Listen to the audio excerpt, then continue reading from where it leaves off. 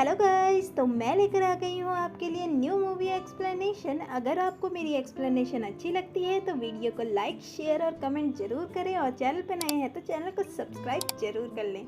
तो बढ़ते हैं मूवी में बिना देरी किए। मूवी की स्टार्टिंग में हमारी फीमेल मेन लीड टैंगली को दिखाया जाता है, जो एक रिचेस्ट फैमिली की डॉटर थी और हेलीकॉप्टर से निकलकर सीधा डिलीवरी गर्ल की ड्रेस पहनती है। वह अपनी स्कूटी में बैठकर जाने ही वाली थी, तभी वहाँ पर उसके डैड चैंग डिंग क्विंग आ जाते हैं, जिन्हें देखकर टैंगली पूछने लगती है कि आप यहाँ पर क्या कर रहे हैं। तो डैड कहने लगते हैं कि मैं तुम्हें लेने आया हूँ, तुम रोज घर से हेलीकॉप्टर में यहाँ पर आती हो और डिलीवरी गर्ल का काम करती हो, तुम्हें क्या लगता है कि मैं तुम्हें इस चीज की परमिशन दूंगा। टैंगली कहने लगती है कि मैं अभी घर नहीं आऊंगी, आपने मुझसे खुद कहा था कि जब तक मैं 100 मिलियन नहीं कमा लेती तब तक आप मेरी शादी का विचार नहीं छोड़ेंगे, और मैं शादी नहीं करना चाहती तो मैं 100 मिलियन कमा कर ही घर आऊंगी। डैड कहते हैं कि ठीक है, अगर तुम ऐसा ही चाहती हो तो ऐसा ही सही, तो तुम्हारा इस हेलीकॉप्टर का खर्चा भी बहुत आता है, तो मैंने तुम्हारे लिए कुछ सोचा है। और सर्वेंट को बुलाता है, जो उससे कहने लगता है कि इसमें आपके छोटे घर की चाबी है, जिसका रेंट आपको 3500 देना पड़ेगा,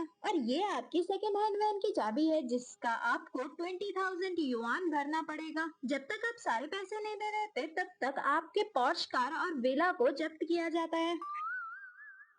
जिसे सुनकर टैंगली तो हैरान हो जाती है कि डैड, आप तो सच में मुझसे बहुत प्यार करते हैं। तभी उसकी डिलीवरी का मैसेज उसे आ जाता है, जिसे देखकर वह कहने लगती है कि ठीक है, मैं सब कुछ एक्सेप्ट करती हूँ, और उनको एक्सेप्ट कर कर वहाँ से चली जाती है। सर्वेंट डैड से कहने लगता है कि आपको नहीं लगता मैडम ऐसी लाइफ नहीं जी पाएगी। तो डैड कहने लगते हैं कि मैं यही तो चाहता हूँ, वह जल्दी से थक जाए और वापस घर आ जाए। फिर दिखाया जाता है टैंगली अपनी डिलीवरीज कर रही थी, वही हमारा male lead Qin Shao, Hyundai group का सीईओ, जो बहुत ज्यादा चोटिल था, वह किसी से बचते हुए भाग रहा था, तभी वह टैंगली से टकरा जाता है। टैंगली उसे चेक करने लगती है, तभी क्विन शाओ उसके नेक पर नाइफ रख देता है, जिसे देखकर टैंगली बहुत ज्यादा डर जाती है कि मेरे पास कोई भी पैसा नहीं है, मैं खुद भिखारी हो रखी हूँ, तो मैं तुम्हें कुछ भी नहीं दे सकती। क्विन शाओ फौरन अपने नाइफ में उसके फिंगरप्रिंट लेते हुए कहता है कि तुम्हें मेरी जान बचानी होगी, वरना मैं तुम पर केस कर दूंगा कि तुमने मुझ पर हमला किया।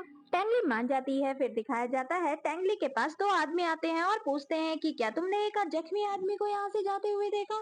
तो टैंगली उसे बताती है कि हाँ, वह वहाँ पर छिपा हुआ है। आदमी उसे चेक करने लगते हैं, तभी पीछे से टैंगली दोनों के सर पर मार देती है और उन्हें बेहोश कर कर क्विन शाओ को चेक करती है। टैंगली कहने लगती है कि अब मैंने तुम्हें बचा लिया है, अब मेरा और तुम्हारा कोई भी लेना देना नहीं है, और वहाँ से जाने लगती है। तभी क्विन शाओ उसे रोकता है। टैंगली अचानक से पीछे मुड़ती है, जिससे उसका बैलेंस बिगड़ जाता है और वह गिरने ही लगती है। तभी क्विन शाओ उसे बचाने जाता है और वह भी उसके ऊपर गिर जाता है और कहने लगता है कि मैं तुम्हें 100 मिलियन युआन दे सकता हूँ, और बेहोश हो जाता है। टैंगली 100 मिलियन के खातिर उसे घसीटते हुए अपने घर ले जाती है और उसे साफ करने की सोचती है। वहीं क्विन शाओ बेहोश होने का बस नाटक कर रहा था और सोचने लगता है कि कितनी क्यूट है।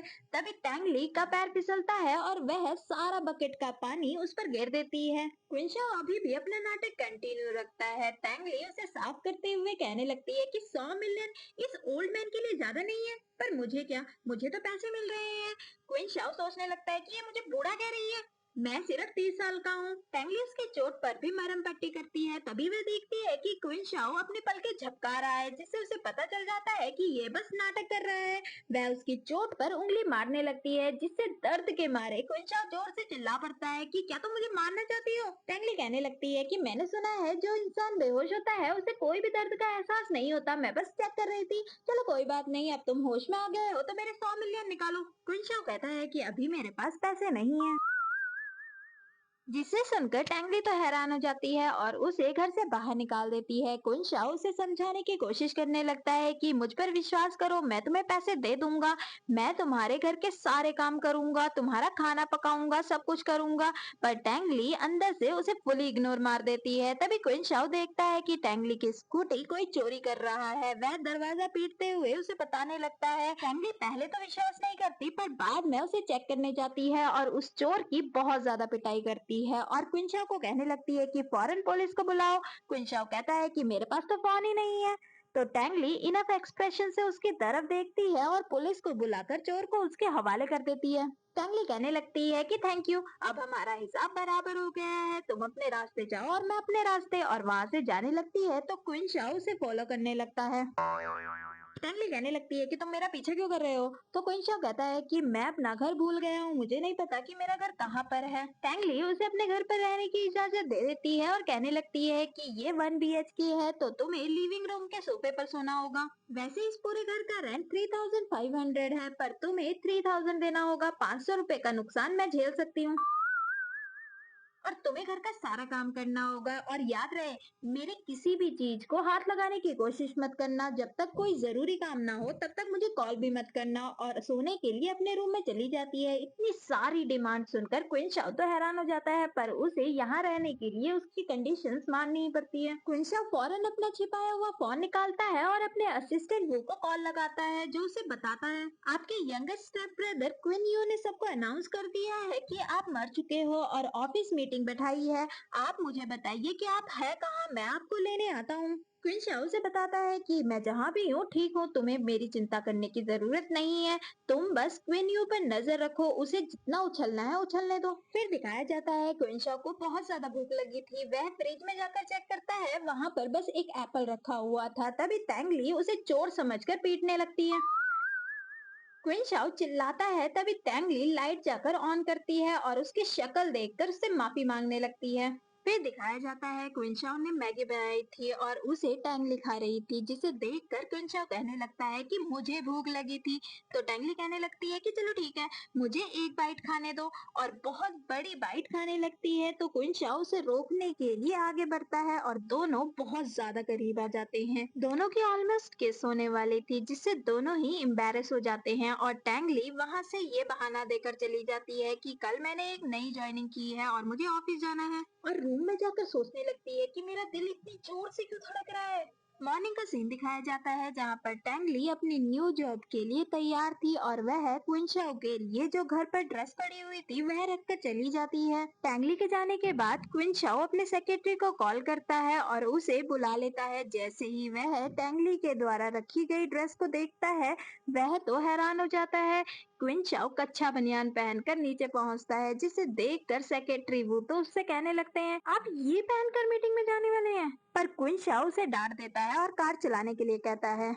टैंगली अपनी न्यू कंपनी हुंडई ग्रुप में पहुंच जाती है जहां वह अपने high school classmate Tang Fei से टकरा जाती है जो उसे कुछ ज्यादा खास पसंद नहीं करती थी। वह उसे सुनाने लगती है तुमने तो कॉलेज एंट्रेंस एग्जाम भी नहीं दिया था और मैंने सुना है तुमने हाई स्कूल के बाद पढ़ाई भी नहीं की है, तो तुम्हें इतनी बड़ी कंपनी में जॉब कैसे मिली? मैं तुम्हें जल्द से जल्द यहाँ से निकलवा दूंगी क्योंकि मैं यहाँ की बेस्ट डिजाइनर हूँ और यहाँ पर लीडर हूँ। और वहाँ से गुस्से में चली जाती है। टैंगली उसे जाते हुए देखकर सोचने लगती है कि ये क्या बोल रही थी, मैंने कॉलेज एंट्रेंस एग्जाम नहीं दिया, मैंने वहाँ पर टॉप किया था पर मैं जा नहीं पाई क्योंकि डैड ने मुझे अब्रॉड भेज दिया था पढ़ने के लिए। मुझे समझ नहीं आया इसने ऐसा क्यों कहा, चलो छोड़ो। और वहाँ से चली जाती है। फिर दिखाया जाता है सुपरवाइजर टैंगली को सबसे इंट्रोड्यूस करवाता है और वहाँ से चला जाता है। टैंग फाई सभी स्टाफ मेंबर को बताने लगती है कि इसने कॉलेज नहीं किया, मुझे नहीं पता ये इतनी ज्यादा फेमस डिजाइन कंपनी में कैसे आ गई। लुयू टैंगली के कपड़ों की बेइज्जती करने लगती है कि देखो इसने तो कपड़े भी स्ट्रीट स्क्रॉल के पहने हुए हैं, जिसे देखकर टैंगली सोचने लगती है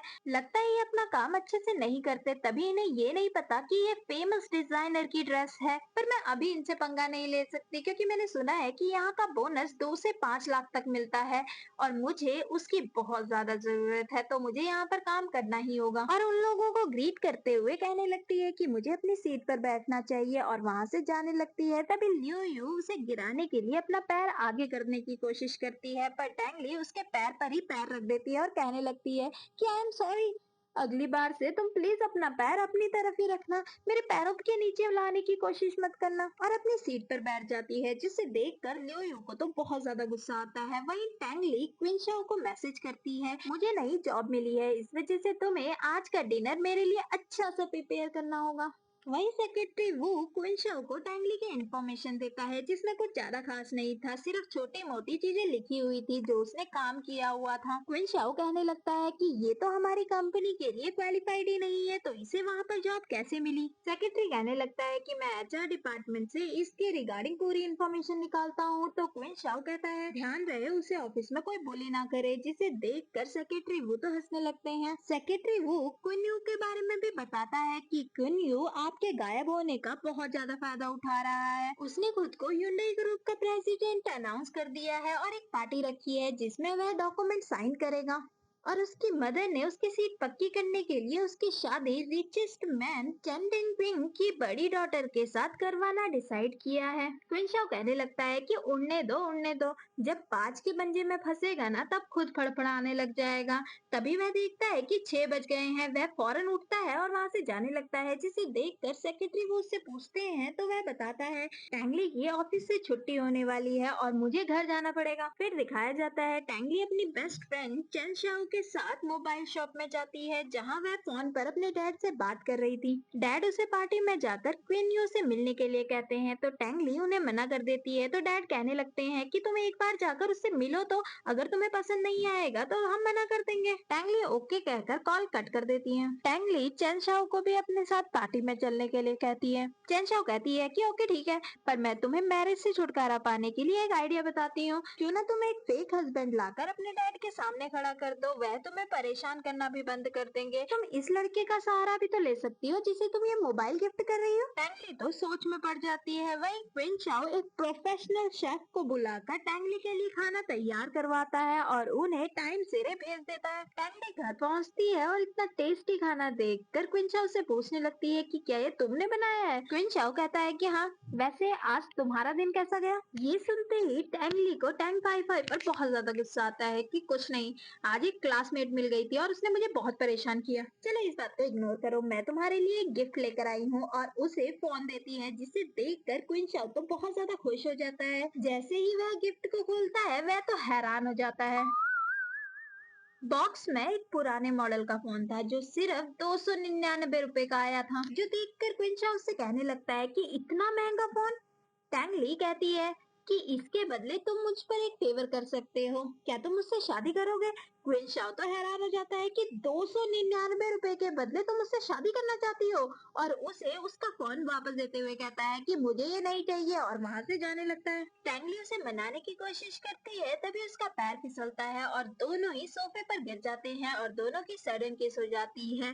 टैंगली फौरन अपने फोन से फोटो खींच लेती है और कहने लगती है कि तुम अगर मुझसे शादी नहीं करोगे तो मैं तुम पर हरासमेंट का केस डाल दूंगी। क्वीन शाओ सख्त लौंडा बनने की पूरी कोशिश करता है पर हार जाता है और कहने लगता है कि चलो ठीक है, उससे पहले हम एग्रीमेंट साइन कर लेते हैं। दोनों बैठकर एग्रीमेंट के क्लॉज लिखने लगते हैं कि जब भी फैमिली के रिगार्डिंग कोई भी प्रॉब्लम आएगी तो पार्टी ए को पार्टी बी की मदद करनी होगी। क्वीन शाओ कहने लगता है कि पार्टी बी कभी भी पार्टी ए का कोई फायदा नहीं उठाएगी और कोई भी गंदे विचार मन में नहीं लाएगी, जिसे सुनकर टैंगली कहने लगती है कि मुझे भी तुम में कोई इंटरेस्ट नहीं है, हम दोनों ही अलग अलग रूम में रहेंगे। क्वीन शाओ कहता है कि 1 साल के बाद हम दोनों ही डिवोर्स ले लेंगे। दोनों डील फाइनल करते हैं और सिविल ब्यूरो जाकर अपना मैरिज सर्टिफिकेट रजिस्टर करवा लेते हैं। वही क्वीन यू तो बहुत ज्यादा खुश था कि अब सब कुछ मेरा है, और सेक्रेटरी वो से कहने लगता है कि मुझे पता है तुम मेरे भाई के पालतू कुत्ते थे, अगर तुम चाहो तो मेरे साथ भी उतनी ही ज्यादा ऑनेस्ट हो सकते हो और मैं तुम्हें बहुत ज्यादा फायदा दे सकता हूँ। पर सेक्रेटरी वो कुछ भी नहीं कहता। तभी वहाँ पर स्टेप मॉम आ जाती है और गुस्से में सेक्रेटरी वो को सुनाने लगती है कि क्वीन यू अब यहाँ का प्रेसिडेंट है और तुम उसके साथ ऐसे बिहेव नहीं कर सकते। तो सेक्रेटरी वो कहने लगता है कि ऐसा कुछ भी नहीं होगा और गुस्से में वहाँ से चला जाता है। ये देखकर मॉम को बहुत ज्यादा गुस्सा आता है और वह कहने लगती है कि तुमने इसे यहाँ पर रखा क्यों है,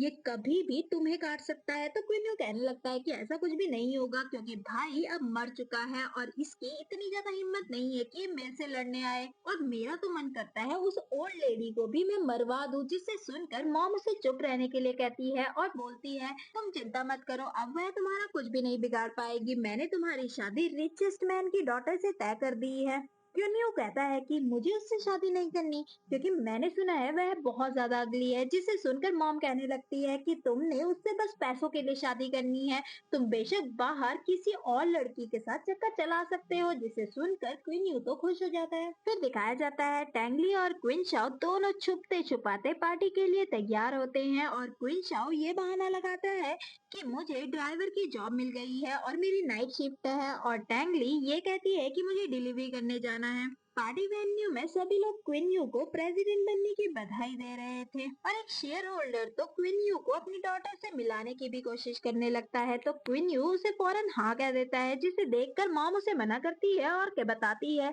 कि हमारे बेटे की शादी रिचेस्ट मैन की डॉटर के साथ होने वाली है, जिसे सुनकर सभी लोग इम्प्रेस हो जाते हैं। फिर दिखाया जाता है क्वीन यू सभी के सामने अनाउंस करता है कि आज से Hyundai ग्रुप का हायर मैं हूँ और डॉक्यूमेंट साइन करने लगता है। तभी वहाँ पर सेक्रेटरी वो आकर कहने लगते हैं, अभी तक मिस्टर क्यू जिंदा है तो आप हायर कैसे बन सकते हैं। क्वीन यू तो गुस्से में उसे डांट कर फायर कर देता है। तभी वहाँ पर क्वीन शाओ आ जाता है, जिसे देखकर सभी लोग हैरान हो जाते हैं। क्वीन यू के तो तोते उड़ जाते हैं। क्वीन शाओ डॉक्यूमेंट फाड़ते हुए कहता है कि अब इसकी कोई भी जरूरत नहीं है, क्योंकि मैं वापस आ चुका हूँ।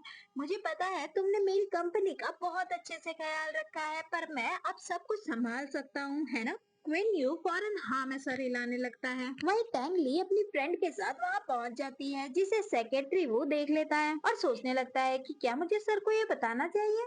वैसे भी ये अच्छा ही है, जब मिस टैंग सर का रुतबा देखेंगी तो वह तो उन पर फिदा ही हो जाएंगी, जिससे सर भी बहुत ज्यादा खुश हो जाएंगे और वह मेरी सैलरी को बढ़ा देंगे। वही क्वीन शाओ ग्रैंडमा से मिलने जाता है, जो उसे जिंदा देखकर बहुत ज्यादा खुश हो जाती है। स्टेप मदर तो डिप्रेशन में आ जाती है, पर खुश होने का नाटक कर रही थी कि मुझे तुम्हें जिंदा देखकर बहुत ज्यादा खुशी हुई, शुक्र हो तुम्हें कुछ हुआ नहीं। क्वीन शाओ से सरकास्टिक वे में कहने लगता है कि अब आपको चिंता करने की कोई जरूरत नहीं है, मैंने शादी कर ली है। ग्रैंडमा ये सुनकर बहुत ज्यादा खुश हो जाती है। स्टेप मदर भी कहने लगती है कि क्वीन यू का भी रिश्ता तय हो गया है, वह भी रिचेस्ट मैन की डॉटर के साथ।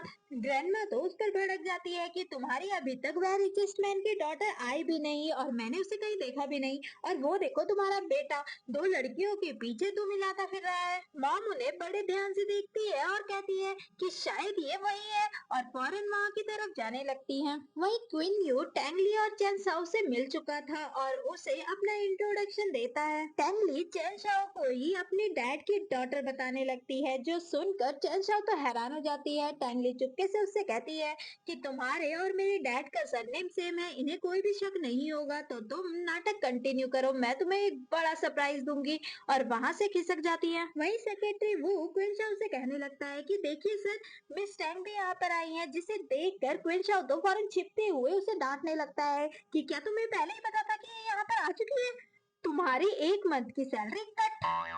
ग्रैंडमा उन दोनों की बातें सुनकर समझ जाती है कि टैंगली ही उनकी ग्रैंड डॉटर इन लॉ है। वह कहने लगती है कि क्या ये वही लड़की है जिससे तुम्हारी शादी हुई है। तो क्वीन शाओ हाँ कहता है, तो ग्रैंडमा कहती है कि मुझे उससे मिलने जाना होगा, और जाने लगती है तो क्वीन शाओ उसे रोकता है और कहता है कि अभी नहीं, टाइम आने पर मैं जरूर आपको उससे मिला दूंगा। टैंगली वहाँ से भाग रही थी, तभी वह क्वीन शाओ से टकरा जाती है, जिसने अपने कपड़े ड्राइवर के रूप में चेंज कर लिए थे। वह उससे कहने लगता है कि तुम यहाँ पर क्या कर रही हो, वो भी इन कपड़ों में। टैंगली को तो समझ ही नहीं आता। वह चैन शाओ की तरफ इशारा करते हुए कहने लगती है कि उस लड़की ने मुझे हायर किया है उसे कंपनी देने के लिए, वह मुझे 200 युआन दे रही थी, मुझे अच्छा ऑफर लगा तो मैं आ गई, पर तुम यहाँ पे क्या कर रहे हो। तभी वह कहने लगती है अच्छा, तो तुम्हें यहाँ पर ड्राइवर की जॉब मिली होगी। तो क्वीन शाओ कहने लगता है कि हाँ, और चैन शाओ की तरफ देखते हुए कहने लगता है कि मुझे नहीं लगता कि उसे तुम्हारी जरूरत है, तुम मेरे साथ चलो, और उसे अपने साथ ले जाने लगता है। तभी टैंगली नीचे गिर जाती है और उसके पैर पर मोच आ जाती है, जिसे देखकर क्वीन शाओ कहने लगता है कि तुम जिस जगह जाते हो प्रॉब्लम ही क्रिएट करते हो, और उसे गोद में उठाकर वहाँ से ले जाने लगता है। जैसे ही चैन शाओ टैंगली को वहाँ से जाते हुए देखती है, वह तो परेशान हो जाती है और फौरन क्वीन यू को मना करते हुए कहने लगती है कि मुझे नहीं लगता कि हम दोनों को एक दूसरे से शादी करनी चाहिए, क्योंकि हम एक दूसरे के लिए कंपेटेबल नहीं है, और वहाँ से चली जाती है। वहीं क्वीन शाओ बड़े प्यार से टैंगली को दवाई लगा रहा था, जो देखकर टैंगली उसे क्यूट कहने लगती है, जिसे देखकर क्वीन शाओ कहने लगता है एग्रीमेंट में लिखा हुआ था कि तुम मुझ पर बुरी नजर नहीं डालोगी, तो तुम ऐसा क्यों कर रही हो। टैंगली कहने लगती है कि ऐसा कुछ भी नहीं है। दोनों के बीच में एक प्यार भरी नोकझोंक स्टार्ट हो जाती है। तभी टैंगली को डैड का कॉल आता है। डैड उसे डांटने लगते हैं कि तुमने शादी के लिए मना कर दिया। तो टैंगली कहने लगती है कि मेरी शादी पहले ही हो चुकी है, जिसे सुनकर डैड उस पर और ज्यादा भड़क जाते हैं कि तुम झूठ बोल रही हो ना, मैं कल तुम्हारे घर पर आकर खुद चेक करूंगा, और गुस्से में कॉल कट कर देते हैं। टैंगली तो मायूस हो जाती है और क्वीन शाओ से कहने लगती है कि एग्रीमेंट में लिखा था कि जब भी फैमिली इशू आएगा तो तुम्हें मेरी मदद करनी होगी। तो क्वीन शाओ कहने लगता है कि अगर मैं ना करूँ तो। टैंगली तो उसे मनाने लगती है, तो क्वीन शाओ कहने लगता है कि अभी मुझे घर का बहुत सारा काम करना है। तो टैंगली सारा घर का काम खुद करने लगती है और क्वीन शाओ डैड और उसकी आदतों को याद करने लगता है जो टैंगली ने खुद उसे लिख कर दी थी। टैंगली सफाई कर रही थी, तभी उसे ऑफिस से टैंक वाईफाई का कॉल आता है जो उसे डांटते हुए कहने लगती है कि तुम अभी तक कहाँ हो, तुम्हें पता है तुम ऑफिस के लिए लेट हो चुकी हो, जल्दी अभी ऑफिस आओ। और कॉल कट कर देती है, जिसे देखकर क्विंचा उससे पूछने लगता है कि क्या हुआ। तो टैंगली बताती है कि ये मेरी हाई स्कूल क्लासमेट है जो मुझे बहुत ज्यादा परेशान कर रही है और मुझसे बहुत काम करवा रही है। जिसे सुनकर क्विंचा कहने लगता है कि ठीक है, तुम अपने कंपनी जाओ, अगर तुम्हारे डैड आए तो मैं तुम्हें कॉल कर कर बता दूंगा। टैंगली वहां से चली जाती है। क्विंशाओ सेक्रेटरी वो को कॉल करता है जो उसे बताता है कि कंपनी के शेयर होल्डर्स आपसे मिलना चाहते हैं, तो आप कब आ रहे हैं। तो क्विंशाओ कहता है कि ठीक है, तुम मुझे अभी लेने आ जाओ, और हाँ, कंपनी में कहो कि टैंगली से अच्छे से बिहेव करे, वह मेरी वाइफ है। जिसे सुनकर सेक्रेटरी वो तो हैरान हो जाता है कि क्या आप अनाउंस करना चाहते हैं। क्विंशाओ कहता है कि पर हाँ, उसे पता नहीं चलना चाहिए कि ये सब मैं करवा रहा हूँ और मैं उसकी कंपनी का बॉस हूँ। वहीं ऑफिस में टैंक वाईफाई टैंगली का फर्स्ट डिजाइन ड्राफ्ट उस पर फेंकती हुई कहती है कि ये कोई डिजाइन है, अगर तुम्हें काम नहीं आता तो तुम यहाँ से छोड़कर क्यों नहीं चली जाती। टैंगली कहने लगती है कि ये फर्स्ट डिजाइन ड्राफ्ट है, ये तो आपको पता ही होगा कि इसमें सिर्फ हिंट दिया जाता है। जिसे सुनकर टैंक वाईफाई तो हैरान हो जाती है कि ये तो फाइनल से भी अच्छा है, मुझे नहीं पता था कि ये इतनी ज्यादा टैलेंटेड है। सभी लोग टैंगली को ही सुनाने लगते हैं कि तुम उनसे जवान लड़ा रही है, तुम्हें पता नहीं है हमारी leader tank wifi design competition में थर्ड रनर अप बनी थी, वह कंपनी की बेस्ट डिजाइनर है। टैंगली कहने लगती है कि तुम लोगों को कोई काम नहीं है,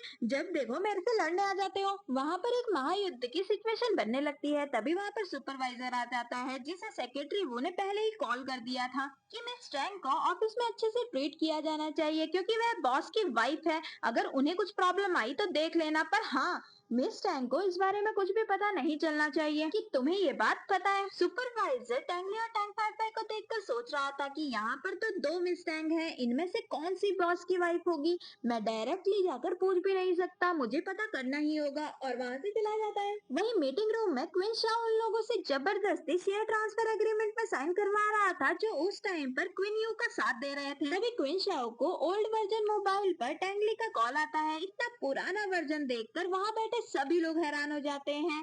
टैंगली उससे कहने लगती है कि तुम्हें याद है ना, मेरे डैड आज घर आने वाले हैं, तुम्हें उन्हें इम्प्रेस करना है और बताना है कि हम दोनों शादीशुदा हैं। क्विंशा कहने लगता है कि तुम चिंता मत करो, मैं सब कुछ हैंडल कर लूंगा, और मीटिंग खत्म करके वहाँ से चले जाता है। जिसे देखकर सभी लोग हैरान हो जाते हैं कि क्विंशा तो अपनी वाइफ से बहुत प्यार करता है, वह तो कभी भी मीटिंग छोड़कर नहीं जाता था, पर उसकी वाइफ का कॉल आते ही वह तुरंत यहाँ से चला गया। वहीं छुपकर टैंक वाईफाई टैंगली की बातें सुन रही थी, उसे तो कुछ गड़बड़ लग रही थी। वह कहने लगती है कि मैं तुम्हें हुंडई ग्रुप से जरूर निकलवा कर रहूंगी। लंच का टाइम हो जाता है और टैंगली को चैनशाओ का मैसेज आता है कि क्यों ना आज हम लंच साथ में करें।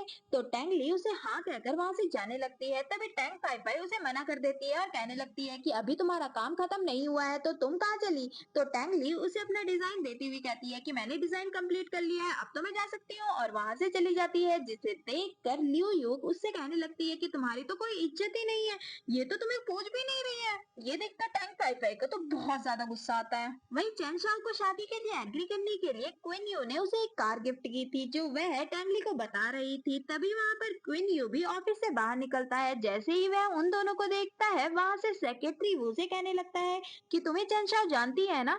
तो सेक्रेटरी वो हाँ कहता है, तो क्विंशा कहने लगता है कि तुम फौरन यहाँ से चले जाओ वरना वह हम दोनों पर शक करेगी, और वहाँ से उसे भेजकर उन दोनों के पास चला जाता है क्योंकि टैंगली ने भी उसे देख लिया था। चैनशाओ तो क्विंशा को देखकर इम्प्रेस हो जाती है कि ये हैंडसम आदमी कौन है। तो टैंगली बताती है कि यही मेरा हस्बैंड है। फिर दिखाया जाता है सभी लोग रेस्टोरेंट में बैठे हुए थे। टैंगली क्विंशा से कहने लगती है कि सॉरी, तुम मुझे माफ कर दो, उस दिन मैंने तुमसे झूठ बोला था, ये मेरी बेस्ट फ्रेंड है और मैं इसे ही कंपनी देने के लिए पार्टी में गई थी। क्विन शाओ से माफ कर देता है। चैन शाओ भी कहने लगती है कि टैंगली बहुत ज्यादा हार्ड वर्किंग है, वह पैसे कमाने के लिए बहुत मेहनत करती है, मुझे डर है कि कहीं तुम उसका गलत फायदा न उठाओ, इसलिए मैं तुमसे कुछ पूछना चाहती हूँ। और एक के बाद एक क्विन शाओ से क्वेश्चन पूछने लगती है कि तुम कौन हो, क्या करते हो, क्या तुम्हारे पास घर है कि नहीं। क्विन शाओ उसे भी झूठी इंफॉर्मेशन देने लगता है जो उसने टैंगली को दी थी कि मैं एक ड्राइवर हूँ, अभी मेरे पास कोई भी घर नहीं है और आज से ही मिस्टर वू ने मुझे ड्राइवर की पोस्ट के लिए हायर किया है। टैंगली चैनशाओ को चुप करवाती है और क्विंशाओ से कहने लगती है कि वैसे तुम्हारे कपड़े चीप नहीं लग रहे हैं, तुमने ये कहाँ से खरीदे, मैंने तो तुम्हें ये नहीं दिए थे। क्विंशाओ कहने लगता है कि मिस्टर वू ने ये मुझे दिए हैं, अब मैं उनके साथ काम कर रहा हूँ तो वह चाहते हैं कि मैं भी थोड़ा अच्छे से वेल मेंटेन रहूं। सीन शिफ्ट होता है जहां पर सुपरवाइजर सभी स्टाफ मेंबर्स को बता रहा था कि जल्द ही डिजाइनिंग कंपटीशन आने वाला है और मैं चाहता हूं कि हमारी कंपनी जरूर जीते। ल्यूयू कहने लगती है कि फेमस डिजाइनर कोल्ड हार्ट के होते हुए हम फर्स्ट प्राइज कैसे लेकर आ सकते हैं, वह भी जरूर इसमें पार्टिसिपेट करेगी। तो टैंक फाई फाई कहने लगती है कि ऐसा कुछ भी नहीं होगा, हम जरूर जीतेंगे। कोल्ड हार्ट का अभी तक फेस रिवील नहीं हुआ है तो हमें नहीं पता कि वह कौन है, हम उसे हराने की पूरी कोशिश करेंगे और जरूर जीतेंगे। सुपरवाइजर कहने लगता है कि अगर हमारी टीम में से कोई फर्स्ट प्राइज लेकर आता है तो उसे 1 मिलियन का बोनस मिलेगा, जिसे सुनकर टैंगली तो खुश हो जाती है और कहने लगती है कि मैं इस बोनस के लिए जरूर जीतूंगी। टैंगली को इतना ज्यादा एक्साइटेड देखकर सुपरवाइजर सोचने लगता है कि ऐसा लगता है इसने कभी भी पैसे ही नहीं देखे, तो ये बॉस की वाइफ कैसे हो सकती है। वह एक और बार चेक करने के लिए कहने लगता है कि बॉस भी चाहते हैं कि तुम लोग जरूर जीतो। टैंक फाई फाई कहने लगती है कि बॉस के लिए हम कुछ भी करेंगे, हम उन्हें लेट डाउन नहीं होने देंगे, जिसे देखकर सुपरवाइजर सोचने लगता है यही जरूर बॉस की वाइफ होगी, देखो इसे बॉस की कितनी ज्यादा चिंता है। फिर दिखाया जाता है टैंगली थकी हारी घर पहुंचती है और बेड पर लेट जाती है, तभी डोर की बेल बजती है और वह दरवाजा खोलती है और देखते ही हैरान हो जाती है कि डैड सामने खड़े हुए हैं। डैड तो रूम को अच्छे से चेक करने लगते हैं, तभी उनकी नजर सोफे पर पड़े कंबल पर पड़ जाती है और वह कहने लगते हैं कि तुम दोनों हस्बैंड वाइफ होकर भी अलग अलग रूम में सोते हो, तुम मुझे बेवकूफ बना रही हो। तो टैंगली बहाना लगाने लगती है कि कल रात हस्बैंड यहीं पर काम करते करते सो गए थे। डैड तो भड़क जाते हैं कि अभी वह आदमी है कहाँ, तो टैंगली कहने लगती है कि अभी वह ऑफिस से नहीं आया है। डैड सोफे पर बैठ जाते हैं और टेबल पर उन दोनों की लवी डवी कपल वाली फोटो देखने लगते हैं, तभी वे क्विन शाओ को देखकर सोचने लगते हैं कि ये आदमी थोड़ा जाना पहचाना सा क्यों लग रहा है, मुझे याद क्यों नहीं आ रहा है। वह बाथरूम के बहाने बाथरूम चेक करने के लिए जाते हैं और वहां पर भी सब कपल वाले मोमेंट ही थे और क्विन शाओ ने एक परफेक्ट फोटो भी लगा रखी थी, जिसे देखकर डैड तो हैरान हो जाते हैं। टैंगली कहने लगती है कि ये फोटो हमने इसलिए लगा रखी है कि हम दोनों कभी भी एक दूसरे से अलग ना हो, हमेशा एक दूसरे को देखते रहें, इवन बाथरूम में भी। तभी वहां पर क्विन शाओ भी आ जाता है और अपना इंट्रो देता है। डैड को उसका नाम थोड़ा सुना सुना सा लग रहा था पर याद नहीं आ रहा था। क्विन शाओ को भी डैड थोड़े पहचाने से लग रहे थे पर दोनों को ही याद आने में प्रॉब्लम आ रही थी। क्विन शाओ कहता है कि डैड वो, तभी डैड उस पर भड़कते हुए कहते हैं कि अभी तक मैंने तुम्हारी शादी को मंजूरी नहीं दी है, तुम मेरे सन इन लॉ नहीं हो, तो तुम्हें मुझे डैड कहने का कोई अधिकार नहीं है। तुम दोनों शादीशुदा होने के बावजूद भी ऐसे अलग अलग रूम में रहते हो, जिसे देखकर क्विन शाओ फौरन टैंगली को किस कर देता है, जिसे देखकर डैड तो हैरान हो जाते हैं कि तुम मेरे सामने ही मेरी बेटी को किस कर रहे हो। तो क्विन शाओ कहने लगता है कि आपको तो पता ही है टैंगली कितनी ज्यादा गुस्से वाली है, वह कल रात मुझसे नाराज हो गई और मुझे रूम से बाहर निकाल दिया, इस वजह से मुझे बाहर सोना पड़ा। और अपना मैरिज सर्टिफिकेट दिखाता है। डैड को तो अभी भी भरोसा नहीं आ रहा था। वह टैंगली के बारे में उससे क्वेश्चंस पूछने लगते हैं, तो क्विन शाओ सारे क्वेश्चन के जवाब अच्छे से देता है, जिसे देखकर टैंगली भी इम्प्रेस हो जाती है और डैड से कहने लगती है कि अब आपके सारे क्वेश्चंस हो गए ना, तो आप यहाँ से जा सकते हैं। तो डैड कहने लगते हैं कि मैं आज यहाँ से कहीं नहीं जाऊंगा, मैं यहीं पर रहूंगा। टैंगली कहने लगती है कि यहाँ पर बस एक ही रूम है, तो डैड कहने लगते हैं कि मैं यहाँ पर सोफे पर सो जाऊंगा, जिसे सुनकर क्विन शाओ फौरन उनका वहाँ पर बिस्तर लगा देता है, जिसे देखकर डैड तो हैरान हो जाते हैं। टैंगली डैड को दिखाने के लिए क्विन शाओ का हाथ पकड़कर बेडरूम में ले जाती है। फिर दिखाया जाता है क्विन शाओ बेड पर बैठा हुआ था और टैंगली बाहर झांकने की कोशिश कर रही थी और उसके पास आते हुए कहने लगती है कि चलो बेड से उठो, मुझे नींद आ रही है, जिसे सुनकर क्विन शाओ कहने लगता है कि एक ही बिस्तर था, वह तुम्हारे डैड ने ले लिया, अब मुझे जमीन पर ऐसे फर्श पर नींद नहीं आती, जिसे सुनकर टैंगली गुस्से में उससे कहने लगती है कि तुम क्या चाहते हो, हम एक ही बेड पर सोएंगे। तभी उसकी नजर दरवाजे की परछाई पर पड़ जाती है, जहाँ बाहर से डैड ताका झाकी कर आवाज सुनने की कोशिश कर रहे थे। वह टैंगली को खुद की तरफ खींचता है और बाहर की तरफ इशारा करता है। बाहर से डैड अंदर से आने वाली आवाजों को सुनने की कोशिश कर रहे थे, तभी अंदर से अजीब अजीब सी आवाजें आने लगती है, जिससे डैड को कंफर्म हो जाता है कि वह दोनों हस्बैंड वाइफ ही हैं और वह वापस अपने सोफे पर आकर सोने की कोशिश करने लगते हैं। पूरी रात टैंगली बेड पर उछलकर आवाजें निकाल रही थी, जिसकी वजह से डैड को नींद नहीं आती। मॉर्निंग में टैंगली रूम से बाहर निकलती है और देखती है कि डैड जा चुके थे और उन्होंने एक स्टिकी नोट लिखा हुआ था, जिसमें लिखा हुआ था कि मैं तुम दोनों को मंजूरी देता हूँ, तुम जल्द से जल्द घर वापस आ जाओ। टैंगली तो खुश खुश हो जाती है कि हमारा प्लान सक्सेसफुल रहा। क्वीन शाओ उससे रिवॉर्ड किस मांगने लगता है तो टैंग ली जोर से उसके पैर पर मारती है कि कल रात तुमने मेरा बहुत फायदा उठा लिया। अब जब मैं डिजाइन कंपटीशन जीत जाऊंगी तो तुम्हें कपड़े दिलवाऊंगी, और वहाँ से खुश होती हुई चली जाती है। वहीं ग्रैंडमा ने बटलर से टैंगली की इंफॉर्मेशन निकालने के लिए कहा था, तो बटलर उसे इंफॉर्मेशन देता है कि वह Hyundai ग्रुप में इंटर्न का काम कर रही है और डिजाइनिंग कंपटीशन में उसने भी पार्टिसिपेट किया है। ग्रैंडमा तो ये सुनकर बहुत ज्यादा खुश हो जाती है। तभी वहाँ पर स्टेप मॉम और क्वीन यू आ जाते हैं। स्टेप मॉम कहने लगती है कि मिस्टर चेन की डॉटर और क्वीन यू एक दूसरे को पसंद करते हैं, तो आप इन दोनों की शादी के बारे में बात कीजिए, आपकी मिस्टर चेन से अच्छी पहचान है। तो ग्रैंड माँ सोचने लगती है कि मुझे पता है कि उस लड़की के लिए क्वीन यू बिल्कुल भी लायक नहीं है, पर अगर ये दोनों एक दूसरे को पसंद करते हैं तो मुझे करना ही होगा, और उनसे ओके कह देती है। वहीं चेन शाओ और टैंगली साथ में थे। जो भी क्वीन यू ने उसे गिफ्ट दिए थे वह सभी उसने बेच दिए थे, और टैंगली को बताती हुई कहती है कि इस कार्ड में 3 मिलियन है, इससे तुम्हारी जरूर हेल्प हो जाएगी। जिसे सुनकर टैंगली तो बहुत ज्यादा खुश हो जाती है। चेन शाओ कहने लगती है कि मैंने सुना तुम कंपटीशन में पार्ट करने वाली हो, वैसे भी अब तुम्हें वो कोल्ड हार्टेड नेम की कोई जरूरत नहीं है, तुम अपने रियल नाम से भी एंट्री कर सकती हो। तुम्हारे नाम की गड़बड़ी मेरी ही वजह से हुई। फ्लैशबैक दिखाया जाता है जहाँ पर चेन शाओ डिजाइनिंग कंपटीशन में टैंगली का नाम रजिस्टर करवा रही थी और टैंगली से पूछती है कि तुम्हें स्टेज नेम चाहिए या ओरिजिनल नेम। वही टैंगली अपने डैड से बात कर रही थी, जो उसे डांटते हुए कहते हैं कि तुम पियोन इलेक्शन के लिए नहीं गई तो तुम्हारी पॉकेट मनी कट, और उसे डांट कर कॉल कट कर देते हैं। जिसे सुनकर टैंगली कहने लगती है कि मैं तो हमेशा के लिए कोल्ड हार्टेड ही रह गई, और चैन चाऊ ये सुनकर समझती है कि उसने कोल्ड हार्टेड ही नाम रखा है और कहने लगती है कि ये अच्छा नाम है और वही नाम रख देती है। प्रेजेंट में चैन चाऊ कहने लगती है कि इस बार हम तुम्हारी रियल आइडेंटिटी सबके सामने लेकर आएंगे और मैं तुम्हारे साथ जाऊंगी। टैंगली कहती है कि ठीक है, अब मुझे काम में जाना है, और वहाँ से जाने लगती है तो चैन चाऊ उसे रोकती है और कहती है कि क्या तुम मुझे कुछ सेक्रेटरी वो के बारे में बता सकती हो। जिसे सुनकर टैंगली तो खुश हो जाती है और कहने लगती है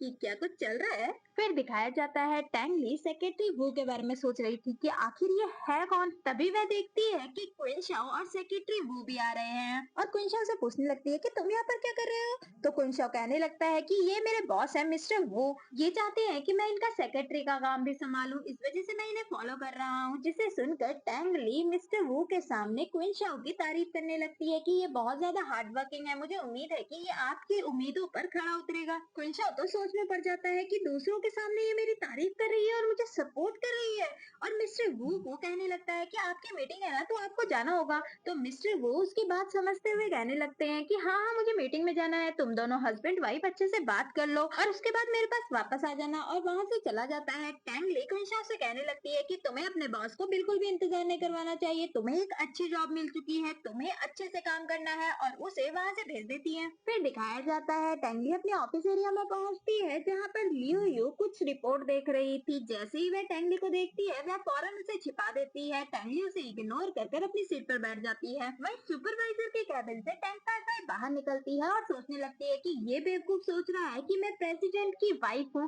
पर मैं इसका बहुत अच्छा फायदा उठा सकती हूँ। अब सभी लोग मेरा कहना मानेंगे, और अक्कड़ से बाहर आती हुई टैंगली से कहने लगती है कि तुम्हें हम सब के लिए ड्रिंक लेकर आनी चाहिए। टैंगली कहने लगती है कि मैं क्यों लेकर आऊँ, तो टैंग फाई फाई कहने लगती है कि तुम्हें दिखाई नहीं दे रहा कि सभी लोग बिजी हैं। कोई भी बिजी नहीं था, फालतू बकवास कर रही है। टैंगली कहने लगती है कि तुम्हें मैं बिजी नहीं दिख रही, मैं कहीं नहीं जा रही हूँ। टैंग फाई फाई सुपरवाइजर को शिकायत लगाने लगती है कि टैंगली मेरी बात नहीं मान रही है। तो सुपरवाइजर कहने लगता है कि तुम्हें इसकी बात माननी ही होगी, तुम्हें परमानेंट होना है कि नहीं। तो टैंगली सोचने लगती है कि मुझे परमानेंट होकर जल्द से जल्द पैसे जमा कर डैड को देने हैं, तब तक मुझे इन्हें बर्दाश्त करना ही होगा, और ठीक है कहकर वहाँ से चली जाती है। टैंगली सबके लिए कॉफी लेकर आती है और सभी लोग भुखनंगों की तरह कॉफी में टूट पड़ते हैं। टैंगली कहने लगती है कि तुम्हारे 160 युआन हुए। जिसे सुनकर टैंग फाई फाई कहने लगती है कि तुम्हें शर्म नहीं आती, तुम इतना छोटा अमाउंट मुझसे मांग रही हो, तुझे आती है तो तू दे देना, क्यों ड्रामे मार रही है। सभी लोग टैंगली को ही सुनाने लगते हैं कि ये तो म्यूचुअल रिलेशनशिप हुआ, तुम इतना छोटा अमाउंट के लिए ऐसे क्यों लड़ रही हो। तो टैंगली सबकी ड्रिंक वापस रख देती है और कहने लगती है कि जब तक तुम लोग मुझे पैसे नहीं दोगे तब तक कोई ड्रिंक नहीं करेगा।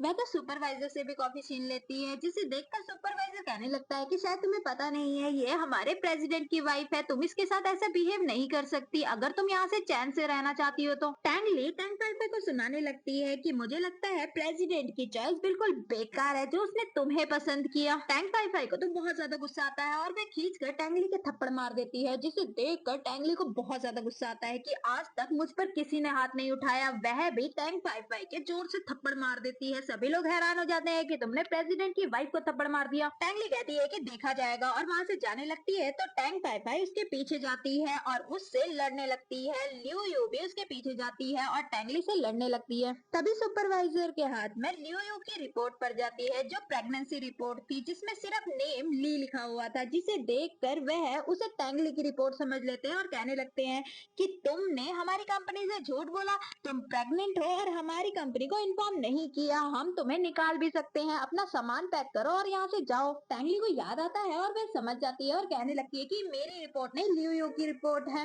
लियो यू तो अपनी बात से पलट जाती है और सभी लोग टैंगली को ये सुनाने लगते हैं कि तुम पता नहीं किसका बच्चा लेकर यहाँ पर हमारी कंपनी को बर्बाद करने आई हो। तो टैंग पाई पाई भी कहने लगती है कि तुम चुपचाप यहाँ से चली जाओ वरना अच्छा नहीं होगा। टैंगली गुस्से में कहने लगती है कि मैं सब कुछ बर्दाश्त कर सकती हूँ, पर कोई मुझे प्रेम करे उसे नहीं, और उन लोगों को मारने के लिए आगे बढ़ती है। वहीं क्वीन शाओ को टैंगली का कॉल आता है, जो उसे बताती है कि प्रेसिडेंट की वाइफ के साथ मेरी लड़ाई हो गई और मैं अभी हॉस्पिटल में हूँ, जिसे सुनकर क्वीन शाओ तो हैरान हो जाता है। वहीं सेक्रेटरी वो भी हैरान हो जाता है कि सर की वाइफ तो टैंगली है ना, तो किससे लड़ाई हुई। फिर दिखाया जाता है क्वीन शाओ हॉस्पिटल पहुंचता है और टैंगली के छोटी मोटी चोटें देखकर बहुत ज्यादा चिंता में आ जाता है कि तुम्हें इतनी ज्यादा चोट लगी, उस लड़की पर तो हमें केस करना चाहिए। तो टैंगली कहने लगती है कि इतनी बड़ी बात नहीं है जो हम केस करें। तो क्वीन शाओ कहने लगता है कि ये बहुत ज्यादा सीरियस मैटर है, मैं उस लड़की को छोड़ूंगा नहीं। तभी टैंग फाई फाई वहाँ पर आती है, जिसे बहुत बुरी तरीके से पीटा गया था।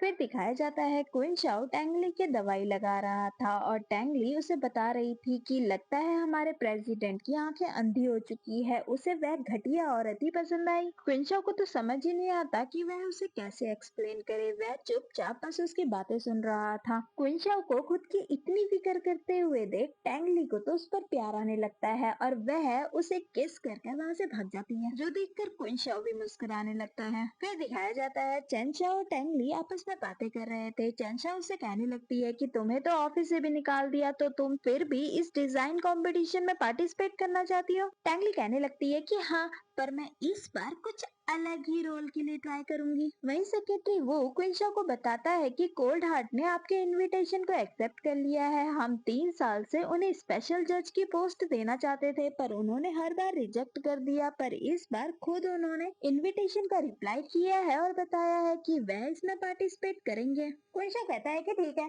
तुम सब जगह ये न्यूज फैला दो कि जल्द ही कोल्ड हार्टेड अपना फेस रिवील करने वाली है। और हाँ, जो वो ऑफिस वाला सीन हुआ था, मैं खुद उसके बारे में इन्वेस्टिगेशन करूंगा। तुम सीसीटीवी मेरे रूम तक पहुंचा दो, मैं चेक करना चाहता हूँ कि आखिर टांगली के साथ हुआ क्या था। वहीं ऑफिस में सभी लोगों को पता चल चुका था कि कोल्ड हार्टेड अपना फेस रिवील करने वाली है। सभी लोग उसके बहुत बड़े फैन थे और बहुत ज्यादा खुश थे। वहीं टैंग फाई फाई भी उसकी बहुत बड़ी फैन थी और एक नेकलेस देखती हुई कहती है कि जब तुम ये नेकलेस देखोगी तो तुम्हें पता चल जाएगा कि मैं तुम्हारी कितनी बड़ी फैन हूँ। फिर कंपटीशन का दिन दिखाया जाता है, जहाँ पर लियो यू और टैंग फाई फाई आपस में बातें कर रहे थे। लियो यू कहने लगती है कि और कंपटीशन में तो 20 लोगों को सिलेक्ट किया जाता था फाइनल राउंड के लिए, पर इसमें सिर्फ 10 लोगों को सिलेक्ट किया गया है और कोल्ड हार्ट भी पार्टिसिपेट कर रही है, जिसकी वजह से कंपटीशन बहुत ज्यादा हार्ड होने वाला है। क्या तुम्हें लगता है कि तुम कोई पोजीशन ले सकोगी? टैंग फाई फाई कहने लगती है कि मैं जरूर जीतूंगी। इसका कॉन्फिडेंस देखकर लियो यू सोचने लगती है कि सीईओ इसका हस्बैंड है, क्या पता वह इसकी मदद करे। तभी वह लोग वहाँ पर टैंगली और चेन शाओ को देखते हैं और टैंग फाई फाई उससे कहने लगती है कि तुम यहाँ पर क्या कर रही हो, तुम्हारे पास तो कोई जॉब ही नहीं है, तो तुम्हें अंदर किसने आने दिया। चेन शाओ कहने लगती है कि तुम्हें किसने कहा कि इसके पास काम नहीं है, वैसे तो तुम्हारी टांगे टूटी हुई थी ना, तो तुम बड़ी जल्दी ठीक हो गई, क्या तुम दोबारा तुड़वाना चाहती हो। टैंगली चैन शाओ को चुप करने के लिए कहती है और उसे वहाँ से ले जाने लगती है। तभी लियो यू उसे रोक देती है और कहने लगती है कि अगर तुमने कुछ काम किया है तो बताओ तुमने क्या डिजाइन किया है। टैंगली टैंग फाई फाई के गले की तरफ इशारा करते हुए कहने लगती है कि ये नेकलेस मैंने बनाया है, जिसे सुनकर वह दोनों ही हैरान हो जाते हैं और कहने लगते हैं कि तुम क्या बकवास कर रही हो, ये कोल्ड हार्टेड का डिजाइन है। चैन शाओ उन लोगों को बताती है कि टैंगली ही कोल्ड हार्टेड है, जिसे सुनकर उन लोगों को बिल्कुल विश्वास नहीं आता। वह लोग उसे ताने देने लगते हैं कि तुम क्या बकवास कर रही हो, झूठ भी बोलना है तो थोड़ा ढंग से तो बोलो। वैसे भी आज कोल्ड हार्टेड यहाँ पर आने वाली है और तुम मुझे वहाँ पर एम्बेरस करवाओगी। लियो कहने लगती है कि अगर तुम कोल्ड हार्टेड हुई ना तो मैं खुद को 10 थप्पड़ मारना पसंद करूंगी। दोनों ही उसे सुनाकर वहाँ से चले जाते हैं। वहीं असिस्टेंट वो क्विंशा को बताता है कि कोल्ड हार्टेड गेट पर पहुंच चुकी है। क्विंशा उसका वेलकम करने के लिए गेट की तरफ जाने लगता है। तभी टैंगली क्विंशा को देख लेती है और सोचने लगती है। क्विंशा मिस्टर वू के आगे आगे चल रहा है, ऐसा लग रहा है जैसे वही बॉस है, पर मैं अभी उसे डिस्टर्ब नहीं करती और वहाँ से चुपचाप चली जाती है। सेक्रेटरी वू को पता चलता है कि कोल्ड हार्टेड ड्रेसिंग रूम में पहुंच चुकी है और वह क्विंशा को बताता है तो क्विंशा कहने लगता है कि तुमने कॉन्ट्रैक्ट रेडी कर लिया है ना। तो सेक्रेटरी वो कहता है कि हाँ, मैंने कॉन्ट्रैक्ट रेडी कर लिया है, हम उसे एक डिजाइनर के तौर पर असाइन कर लेंगे। ड्रेसिंग रूम में भी क्विंशाओ टैंगली से नहीं मिल पाता क्योंकि टैंगली पहले ही तैयार होकर मेन हॉल में पहुंच चुकी थी। अनाउंसर टॉप 3 विनर्स का नाम अनाउंस करता है। एंड तक तो टैंग फाई फाई को उम्मीद थी, पर फर्स्ट प्राइज चेंशाओ को मिल जाता है, जिसे सुनकर टैंग फाई फाई परेशान हो जाती है कि एक अननोन पर्सन को फर्स्ट प्राइज कैसे मिल सकता है। टैंगली टैंग फाई फाई के डिजाइन में कमियां निकालने लगती है, जिसे सुनकर टैंग फाई फाई को बहुत बुरा लगता है और वह कहने लगती है कि आखिर तुम होती कौन हो मेरी डिजाइन में कमियां निकालने वाली। तो टैंगली कहने लगती है कि तुम्हें बड़ी ही जल्दी पता लग जाएगा। तभी अनाउंसर सबको अनाउंस करता है कि आज की जज कोल्ड हार्टेड थी, जिसे सुनकर सभी लोग हैरान हो जाते हैं कि कोल्ड हार्टेड ने पार्टिसिपेट नहीं किया, वह जज थी। सभी लोग बेसब्री से उसके सामने आने का इंतजार करने लगते हैं। तभी टैंगली खड़ी होती है, जिसे देखकर टैंग फाई फाई उसका हाथ पकड़ लेती है और कहने लगती है कि तुम्हारी हिम्मत कैसे हुई, तुम कोल्ड हार्टेड बनने का नाटक कर रही हो। तो टैंगली उसका हाथ झटककर सबके सामने स्टेज पर जाती है। वहीं सेक्रेटरी वो क्विंशा को कोल्ड हार्टेड के द्वारा रजिस्टर्ड किया हुआ कार्ड दिखाता है, जहां पर उसे पता चलता है कि टैंगली ही कोल्ड हार्टेड है, जिसे देखकर वह बहुत ज्यादा इम्प्रेस हो जाता है कि तुम तो छुपे हुए कब निकली। टैंगली सबके सामने जाकर अनाउंस करती है कि कोल्ड हार्टेड मेरा एक्सीडेंटल नेम है, मेरा रियल नेम टैंगली है। फिर दिखाया जाता है चन शाओ और टैंगली अपनी पार्टी एंजॉय कर रहे थे और बहुत ज्यादा ड्रंक हो जाते हैं। तभी वहाँ पर क्विन शाओ आ जाता है और टैंगली को उठाते हुए चन शाओ से कहता है कि मैं इसे घर ले जा रहा हूँ, इसने बहुत ज्यादा ड्रिंक कर ली है, और उसे वहाँ से ले जाने लगता है। चन शाओ कहने लगती है कि अगर तुम इसे ले जाओगे तो मेरा क्या होगा। तो क्विंशाओ कहता है कि तुम्हें भी कोई लेने आ जाएगा और बाहर जाकर सेक्रेटरी वू से कहता है कि तुम मिस चैन को घर छोड़ दो। सेक्रेटरी वू मान जाता है और क्विंशाओ टैंगली को गोद में उठाकर कार में बैठाने लगता है, पर टैंगली कार में बैठने से साफ साफ मना कर देती है कि तुम मुझे कफन में बैठा कर ले जाना चाहते हो, मैं इस बॉक्स में नहीं बैठूंगी। तो क्विंशाओ से समझाने की कोशिश करता है कि ये बॉक्स नहीं कार है, हमें घर भी तो जाना है। तो टैंगली उसे साफ साफ मना कर देती है और कहने लगती है कि मेरा घर बहुत ज्यादा दूर है, तुम्हें घर जाना है ना तो मैं तुम्हें ले जाऊंगी, और उसे अपनी पीठ पर बैठाने की कोशिश करती है, पर क्विंशा उसे रोकता है और कहता है कि ठीक है, तुम्हें इस बॉक्स में नहीं बैठना है ना तो मैं तुम्हें ले जाऊंगा, और उसे अपनी पीठ पर बैठाकर ले जाने लगता है। टैंगली ड्रंकन हालत में उससे बड़बड़ाने लगती है और उससे अपना प्यार भी कन्फेस कर लेती है और कहने लगती है कि क्या तुम भी मुझसे थोड़ा सा भी प्यार नहीं कर सकते।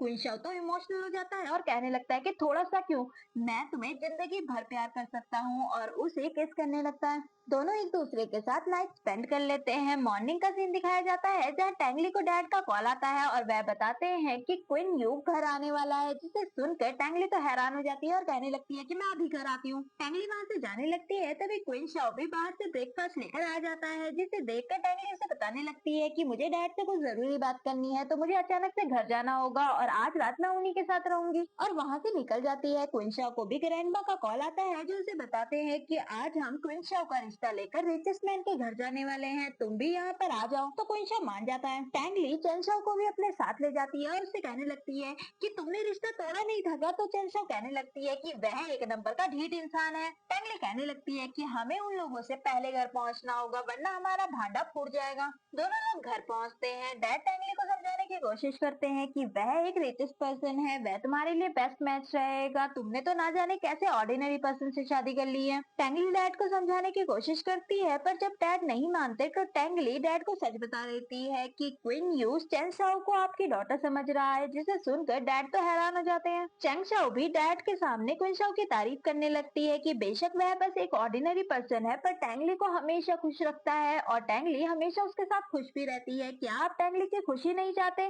टैंगली कहने लगती है कि लास्ट टाइम जब आप क्विन शाओ से मिले थे तो आप हमारे रिश्ते के लिए तैयार हो गए थे और आपने हमें घर पर आकर डिनर करने के लिए कहा था, तो ये अच्छा मौका है, हम क्विन को क्विन शाओ से मिलवा देंगे और सब कुछ बता देंगे। तो डैड मान जाते हैं। टैंग ली फौरन क्विन शाओ को कॉल करती है और उससे कहने लगती है कि मेरे डैड तुम्हारे साथ डिनर करना चाहते हैं, तो मैं तुम्हें एड्रेस भेज रही हूँ, अच्छे से ड्रेसअप होकर आना। मेरे डैड की पसंद भी वहाँ पर आने वाला है। क्विन शाओ उसे हाँ कह देता है। सेक्रेटरी वो उससे कहने लगता है कि आज तो आप क्विन के रिश्ते के लिए जा रहे थे ना, तो क्विन शाओ कहने लगता है कि मुझे अपनी वाइफ ज्यादा प्यारी है। फिर दिखाया जाता है क्विन शाओ ग्रैंडमा के घर पहुंचता है और सारी धरोहर वाली चीजें उठाकर टैंगली के लिए ले जाने लगता है। ग्रैंडमा कहती है कि तुम कहाँ जा रहे हो? क्विन शाओ बताता है कि आज फादर इन लॉ ने मुझे बुलाया है, जिसे सुनकर ग्रैंडमा तो बहुत ज्यादा खुश हो जाती है, पर थोड़ा सा चिंता में भी आ जाती है कि तुम हमारे घर के बड़े बेटे हो और क्विन यू का रिश्ता लेकर जाने वाले हैं, तो तुम्हारा वहाँ होना बहुत ज्यादा इम्पोर्टेंट है। क्विन यू जगह के बारे में पूछता है तो ग्रैंडमा उसे जगह के बारे में बताती है, तो क्विन शाओ कहने लगता है कि मैं भी वही जा रहा हूँ,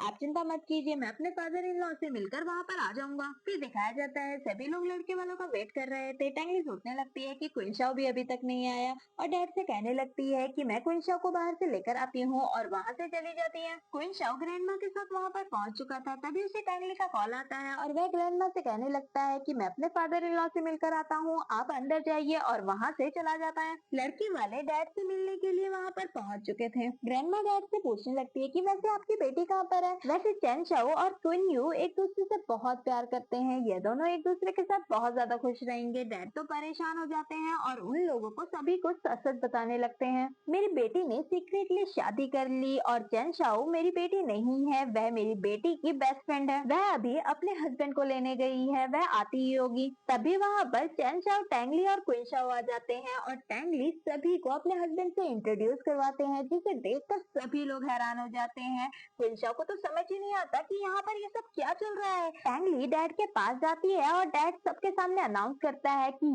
ये मेरी बेटी है, चैन शाओ नहीं। क्विन शाओ को सब कुछ समझ आ जाता है और वह चुपचाप जाकर अपनी सीट पर बैठ जाता है। क्विन यू को तो बहुत ज्यादा गुस्सा आता है और वह क्विन शाओ से कहने लगता है कि भाई ये सब क्या लगा रखा है। टैंगली तो हैरान हो जाती है कि भाई, तुम इसे भाई क्यों कह रहे हो?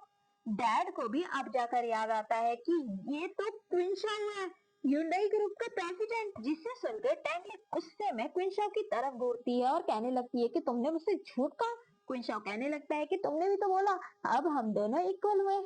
ये देखकर ग्रैंडमा तो बहुत ज्यादा खुश थी। वही डैड भी सोचने लगते हैं कि मैंने सुना है क्विन शाओ ने आज तक किसी भी लड़की पर नजर नहीं डाली, अगर वह मेरी बेटी को पसंद करता है तो जरूर वह सीरियस ही होगा। ग्रैंडमा क्विन यू को समझा देती है कि अब इन दोनों की शादी हो गई है, अब हम वैसे भी कुछ भी नहीं कर सकते, और चैन शाओ से कहने लगती है कि क्या हो गया अगर तुम इनकी डॉटर नहीं हुई, पर अगर तुम इसे पसंद करती हो तो हम तुम्हारे घर पर रिश्ता लेकर आ सकते हैं। चैन शाओ कहने लगती है कि मैं इसके साथ शादी नहीं कर सकती क्योंकि मैं किसी और को पसंद करती हूँ। तभी वहाँ पर सेक्रेटरी वो आ जाता है, जिसे देखकर चैन शाओ सबके सामने बता देती है कि मैं इसे पसंद करती हूँ। फिर दिखाया जाता है टैंगली तो बहुत ज्यादा खुश थी। क्विन शाओ से बताने लगता है कि मैंने तुम्हारे उस एक्सीडेंट के बारे में भी इन्वेस्टिगेशन करवाई है, वह प्रेगनेंसी रिपोर्ट लियू यू की थी, अगर तुम चाहो तो मैं उसे फायर कर दूंगा और कहीं भी उसे जॉब नहीं मिलेगी। टैंगली कहने लगती है कि वो भी होगा, पर इतना आसानी से नहीं, पहले मैं तो उससे निपट लूं, और वहां से चली जाती है। फिर दिखाया जाता है टैंगली ऑफिस पहुंचती है, जिसे देखकर सभी लोग हैरान थे। सुपरवाइजर टैंगली से अच्छे से बात करने की कोशिश कर रहा था, तो टैंगली कहने लगती है कि मैं यहाँ पर सीईओ की वाइफ से मिलने आई हूँ, तुम बहुत अच्छा नाटक करती हो। तो टैंग फाइटर कहने लगती है कि क्या हुआ अगर तुम टॉप डिजाइनर हो,